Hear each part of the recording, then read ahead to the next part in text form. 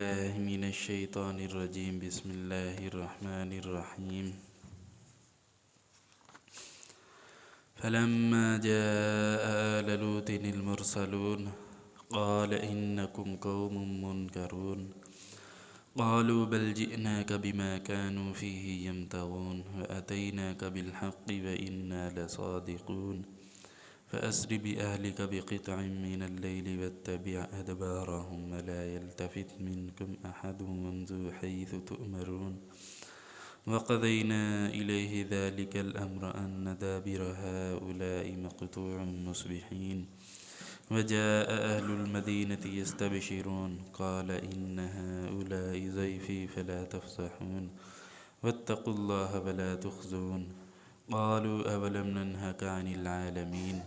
قال هؤلاء بناتي إن كنتم فاعلين صدق اللہ العظیم۔ اس سے پہلے یہ بیان ہوا تھا کہ اللہ تعالیٰ کی طرف سے فرشتے 6، 8، 10 یا 12 کی تعداد کا بھی ذکر آتا ہے، جن میں خصوصاً حضرت جبرائیل علیہ السلام، میکائیل علیہ السلام اور حضرت اسرافیل علیہ السلام بھی تھے۔ حضرت ابراہیم علیہ السلام کے پاس آئے اسحاق علیہ السلام اور یعقوب علیہ السلام کی خوشخبری دینے کے لیے۔ تو یہاں پر یہ سوال پیدا ہوتا ہے کہ خوشخبری دینے کے لیے، بشارت سنانے کے لیے صرف ایک فرشتہ ہی کافی تھا؟ تو اس کا جواب یہ ہے کہ یہ محض خوشخبری دینے کے لیے نہیں آئے تھے، ساتھ بھی کچھ فاصلے پر حضرت لوط علیہ السلام کی قوم آباد تھی جو بڑی نافرمان تھی۔ ان کو خوشخبری دینے کے ساتھ ساتھ ان کے عذاب کے لیے اللہ رب العزت نے ان فرشتوں کو بھیجا تھا۔ یہاں حضرت ابراہیم علیہ السلام کو خوشخبری دی بیٹے کی، اور اس قوم کی بربادی کے لیے اللہ نے بھیجا تھا۔ وہ اپنی انتہاؤں کو کراس کر چکی تھی، انتہاؤں کو عبور کر چکی تھی وہ قوم حضرت لوط علیہ السلام کی۔ تو ان کے پاس فرشتے جب پہنچے تو حضرت لوط علیہ السلام پریشان ہوئے، بڑے پریشان ہوئے۔ اس کی وجہ پریشانی کی یہ تھی کہ فرشتے ان کے پاس انسانی شکل میں گئے تھے اور یہ اذیت پہنچاتے تھے لوط علیہ السلام کی قوم۔ تو حضرت لوط علیہ السلام کو چونکہ علم نہیں تھا، یہ نبی کو اتنی بات کا علم ہوتا ہے جتنا اللہ رب العزت اپنے پیغمبر کو بتلائیں۔ حضرت لوط علیہ السلام کو یہ علم ہی نہیں تھا کہ یہ فرشتے ہیں جو انسانی شکل اختیار کیے ہوئے ہیں۔ تو حضرت لوط علیہ السلام نے یہ باتیں ان کو سمجھائی، اور وہ قوم آگے سے حضرت لوط علیہ السلام کے ساتھ لڑ پڑے، کیونکہ بگڑے ہوئے تھے، انتہا درجے کے بگڑے ہوئے لوگ تھے وہ۔ تو فرمایا اگر آپ ان کو تنگ کریں گے تو یہ میرے میزبان ہیں، اصل میں یہ میری بے کرامی ہے، میری شان کے خلاف یہ بات ہوگی، میری طرف یہ بات منسوب ہوگی کہ میں تیری قوم کی طرف سے، ہم تمہاری قوم کی طرف مہمان بن کر آئے اور آپ کی قوم نے ہمیں اس طرح سے تنگ کیا۔ تو حضرت لوط علیہ السلام یہ باتیں سمجھا رہے تھے، ساتھ میں ہی اللہ رب العزت نے ان کے اوپر علم کو واضح کر دیا، کھول دیا اس بات کو کہ یہ فرشتے ہیں اللہ کے، یہ انسان ہی نہیں ہیں، یہ فرشتے انسان کی شکل اختیار کیے ہوئے ہیں۔ تو اللہ رب العزت نے یہاں پر اس قوم سے نکلنے کا حضرت لوط علیہ السلام کو حکم دیا کہ آپ اس قوم سے نکل جائیں، اب ان کے لیے بری خبر ہے۔ حضرت لوط علیہ السلام کو اور ان کے ماننے والوں کو اپنی بستی سے نکلنے کا حکم دیا کہ آپ نکلیں، فلاں مقام کے پر آپ چلے گئے۔ حضرت لوط علیہ السلام اور ان کے نام لیوا وہ اس قوم سے نکل گئے، ساتھ میں حضرت لوط علیہ السلام کی بیٹیاں تھیں، وہ حضرت لوط علیہ السلام کے مذہب پر تھی۔ حضرت جو ان کی بیوی تھی وہ ان کے مذہب پر نہیں تھی۔ بیٹیاں اپنی ماں کو سمجھاتی تھی، دیکھیں ہمارا باپ سچا پیغمبر ہے، آپ ان کا کلمہ پڑھ لیں، اللہ آپ کو کامیابی عطا فرمائیں گے۔ تو اس کو یہ بات سمجھ میں نہیں آ رہی تھی۔ یہ اس زمانے کی بات تھی، اس وقت کی شریعت میں غیر مذہب کے لوگوں کے ساتھ، عورتوں کے ساتھ شادی کرنا یہ شرعی قباحت اور ناجائز نہیں تھا۔ تو اس وقت میں حضرت لوط علیہ والسلام نے اپنی اس بیوی اس عورت سے شادی کی، وہ ان کے مذہب پر نہیں تھی، اور آخری دم تک وہ اسی مذہب کے اوپر رہی، نہیں بدلی، حضرت لوط علیہ السلام کے اوپر ایمان نہیں لے کر آئی۔ تو یہاں پر ایک علماء کرام یہ بھی ایک مسئلہ اخذ کرتے ہیں کہ وقت کے نبی اپنی امت کی ہر طرح کی رہنمائی کرتے ہیں۔ جناب نبی کریم صلی اللہ علیہ وسلم ایک موقع پر اپنے صحابہ کرام سے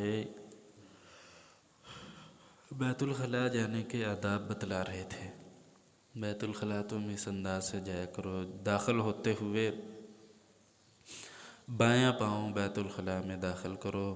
پھر یہ دعا پڑھو، بیٹھنے کا طریقہ یہ ہے، استنجے کرنے کا طریقہ یہ ہے، اس انداز سے کیا کرو، اور جب نکلتے ہوئے تم دایاں پاؤں پہلے باہر نکالا کرو، پھر یہ دعا پڑھا کرو نکلنے کی۔ تو سارے آداب حضور علیہ السلام اپنے صحابہ کو بتلا رہے تھے۔ حضرت سلیمان فارسی رضی اللہ تعالیٰ عنہ کی عمر 250 سال تھی، لیکن جسم بڑا مضبوط تھا، صحت مند تھے، اچھے دیکھنے میں اچھے لگتے تھے۔ تو ان سے یہودی کہنے لگے کیسا تمہارا پیغمبر ہے، اپنی طرف سے وہ نا ان کی بےزتی کرنے لگے۔ آگے سے وہ صحابی رسول تھے، وہ دھیڑ عمر بھی تھے، تجربہ کار بھی تھے۔ جو بندہ تجربہ کار ہوتا ہے بڑی عمر کا، وہ نوجوانوں کی طرح باتیں زیادہ لمبی چوڑی نہیں کرتا، وہ بات مختصر کرتا ہے، وہ اس مختصر بات کے اندر ہی کئی ساری باتوں کا خلاصہ ہوتا ہے،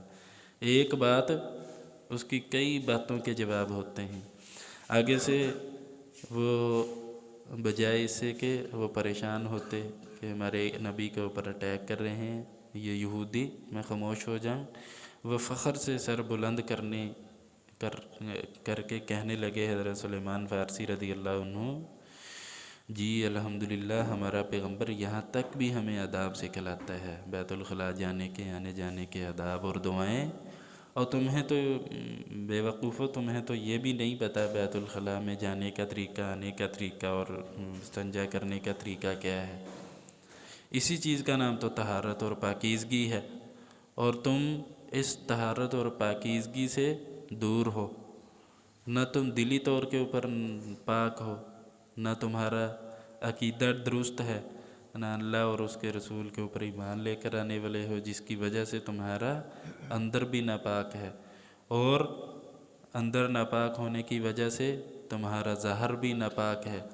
تم ظاہری طور پر بھی جو آداب حضور علیہ والسلام سکھلاتے ہیں وہ تمہاری سمجھ میں نہیں آتے، الٹا تم اس کے اوپر اٹیک کرتے ہو۔ جب اتنے جرت کے ساتھ حضرت سلیمان فارسی رضی اللہ عنہ نے ان کو یہ جواب دیا تو وہ خاموش ہو گئے کہ واقعتاً یہ بات صحیح کہہ رہے ہیں کہ ہمیں تو اتنے آداب بھی نہیں آتے کہ ہم کس طرح سے یہ عمل کریں۔ اللہ کے نبی صلی اللہ علیہ وسلم نے یہاں تک بھی اپنی قوم کی، اپنی امت کی رہنمائی کی ہے۔ تو حضرت لوط علیہ والسلام نے اپنی قوم کو سمجھایا، تو اب ان کو بات سمجھ میں نہ آئی، اللہ نے حکم دیا اپنی قوم یہاں سے نکل جاؤ۔ جب وہ یہاں سے نکل گئے مکمل طور پر حضرت لوط علیہ السلام اور ان کے ماننے والے، تو جو بڑے بڑے فرشتے تھے اللہ نے ان کو حکم دیا اس قوم کو پلٹ دو، ان قوم کو اٹھایا اور پلٹ دیا۔ عذاب زدہ قومیں جہاں پر جس جگہ پر عذاب آیا تھا وہ ہمارے لیے عبرت کے لیے آج بھی وہ جگہیں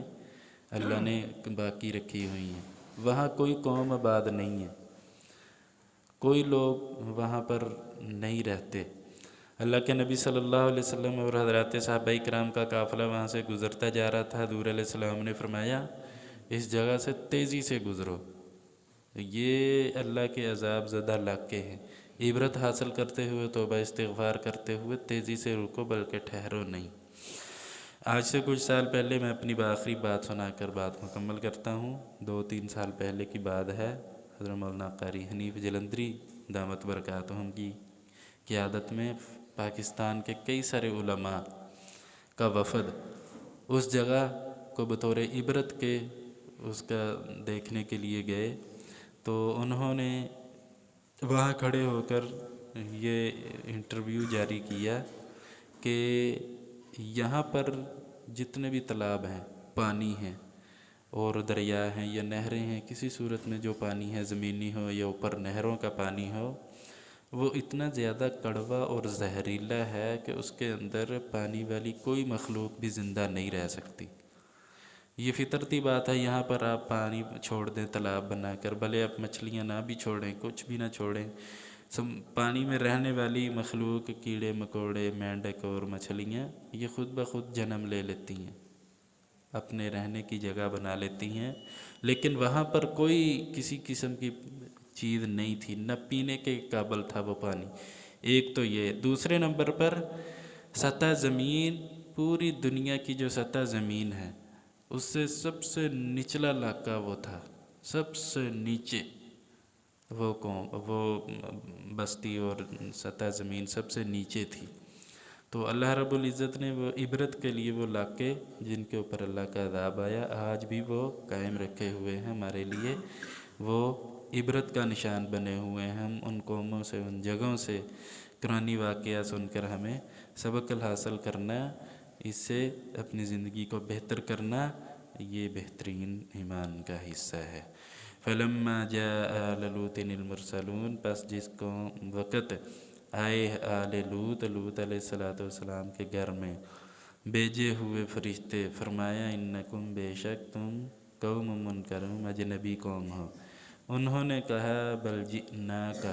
بلکہ ہم لائے ہیں تیرے پاس، بما کانوا فیہ یمترون، وہ چیز جس میں یہ لوگ شک کرتے ہیں، وآتیناک بالحق، اور ہم لائے ہیں آپ کے پاس حق، وإنا لصادقون، اور بے شک البتہ ہم سچے ہیں۔ فأسر بأہلک، پس آپ لے چلیں گھر کے افراد کو، بقطع من اللیل، رات کے حصے میں، واتبع ادبارہم، اور آپ چلیں ان کے پیچھے پیچھے، ولا یلتفت منکم احد، اور نہ مڑ کر دیکھیں تم میں سے کوئی بھی، وامضوا حیث تؤمرون، جاؤ تم جہاں پر تم کو حکم دیا جاتا ہے۔ وقضینا، اور ہم نے فیصلہ سنا دیا ہے اس کو اس معاملے کا، ان دابر، بے شک جڑا ان کی مکتوب، جڑ ان کی کاٹ دی گئی، مصبحین، صبح کے وقت، وجاء اہل المدینہ، آئے شہر والے لوگ خوشیاں مناتے ہوئے، فرمایا بے شک یہ میرے مہمان ہیں، بس تم مجھے رسوا نہ کرو، واتقوا اللہ، اور اللہ تعالیٰ سے ڈرو۔ حضرت لوط علیہ السلام نے فرمایا مجھے پریشان نہ کرو، اور کہنے لگے کیا ہم نے آپ کو منع نہیں کیا تھا کہ جہان والوں کو مہمان نہ بنایا کریں؟ فرمایا یہ میری بیٹیاں موجود ہیں، اگر تم ان کے ساتھ نکاح کرنا چاہو تو ان سے نکاح کرو۔ الحمدللہ رب العالمین، والعاقبۃ